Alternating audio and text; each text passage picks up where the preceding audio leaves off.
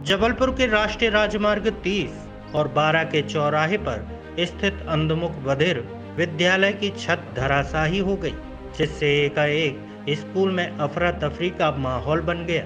हालांकि स्कूल प्रबंधन के अनुसार जिस वक्त यह घटना हुई उस समय सुबह के लगभग 9 बज रहे थे और सभी बच्चे छात्रावास में न होकर स्कूल गए हुए थे, अन्यथा बड़ा हादसा हो सकता था।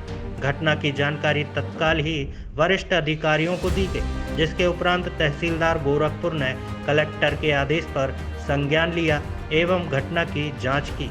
बता दें कि यह विद्यालय 1975 से लगातार संचालित हो रहा है और इसमें समय समय पर मरम्मत का भी ध्यान नहीं रखा गया है।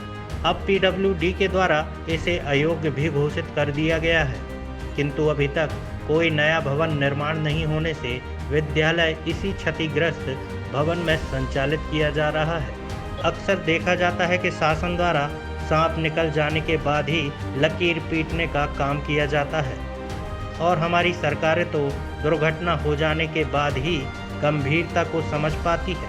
यही वजह है कि जिस भवन का निर्माण समय रहते हो जाना चाहिए था, उसकी नींव भी अभी तक नहीं पड़ी है, जिसके कारण अभी भी कुछ वर्षों तक और इन बच्चों को जान हथेली पर लेकर इस भवन में अध्ययन करना पड़ेगा। चलिए देखते हैं जबलपुर से जनजागरण ब्यूरो की ये रिपोर्ट।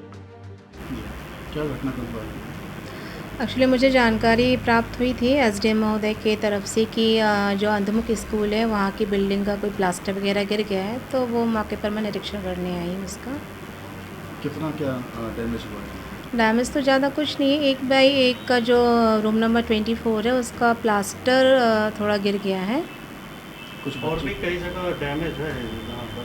एक्चुअली मुझे प्रिंसिपल साहब ने बताया, प्रिंसिपल साहब हैं सुरेश यादव जी, की बिल्डिंग 1975 से यहाँ शिफ्ट हुई थी, उस समय से आज तक ये संचालित हो रही है बिल्डिंग और तब से यहाँ मेंटेनेंस वगैरह नहीं हुआ है ज़्यादा कुछ, जो थोड़ा बहुत रिपेयर पीडब्ल्यूडी के द्वारा करा दिया जाता है। मैम जैसे बाजू में भी है श्रवण वाले थे जी, विद्यालय, उसमें भी ऐसी डैमेज है? वहाँ का मैं भी जाके देखती हूँ, वहाँ मैंने अभी नहीं देखा है। अभी आगे की क्या तैयारी? आगे की तैयारी बस मेरी जांच रिपोर्ट चली जाएगी, देन इसकी बिल्डिंग के संबंध में 26/7/2024 को लोक निर्माण विभाग के द्वारा एक पत्र जारी हुआ था संयुक्त संचालक के नाम से, जिसमें इन्होंने भी बताया कि बिल्डिंग जर्जर स्थिति में है, जिसमें मेंटेनेंस की काफ़ी आवश्यकता है। सुरेश यादव, प्रभारी प्राचार्य हूँ शासकीय दृष्टिबाधिता उच्चतर माध्यमिक विद्यालय में।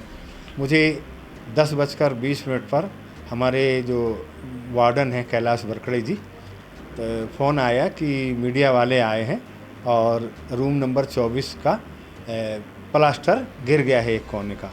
तो तत्काल मैंने हमारे जो सहायक संचालक मैडम हैं उनको अवगत कराया, तो वहाँ से इन्होंने मतलब जो कलेक्टरेट से जो प्रतिनिधि होते हैं जैसे तहसीलदार एसडीएम, उनको अवगत कराया है। तो मैडम आई हैं यहाँ और बिल्डिंग यहाँ ये 75 में यहाँ पर शिफ्ट की गई थी, तो तब से मतलब यहाँ पर बिल्डिंग है, बिल्डिंग काफ़ी पुरानी है और इसके रिपेयर के लिए शासन को प्रस्ताव पीडब्ल्यूडी से तैयार करके भेजे गए हैं और समय समय पर जहाँ भी प्लास्टर वगैरह गिरते हैं तो हम पीडब्ल्यूडी को पत्र लिखते हैं, तो उनके द्वारा रिपेयर कराया जाता है। हाल ही में अभी कुछ दिन पूर्व, लगभग 8-10 दिन पूर्व किचन का प्लास्टर गिरा था, तो पीडब्ल्यूडी के द्वारा निरीक्षण किया गया था, उन्होंने रिपेयरिंग करवाई है। और जैसा कि मैडम ने बताया 26/7 का एक लेटर है, पीडब्ल्यूडी के ई साहब आए थे, उन्होंने प्रत्यक्ष निरीक्षण किया था और सामाजिक न्याय संयुक्त संचालक महोदय को जर्जर घोषित करने के लिए लिखा है अनुमति के लिए, क्योंकि ये सामाजिक न्याय द्वारा यह विद्यालय संचालित है, तो इसमें उनकी अनुमति के बिना मतलब ये शायद जर्जर घोषित नहीं कर पाएंगे। बिल्डिंग बहुत पुरानी है और इसकी रिपेयरिंग वगैरह होना चाहिए और अभी वर्तमान में कक्षाएं लग रही हैं इसमें, तो ऐसी स्थिति में थोड़ा सा चिंताजनक बात तो है। शासन को हम समय समय पर अवगत कराते रहते हैं। इसी क्रम में कलेक्टर महोदय जी ने मैडम को भेजा है, तहसीलदार मैडम को, तो इन्होंने जांच की है और हमसे अभी जानकारी विस्तार से प्राप्त कर रही हैं मैडम महोदय।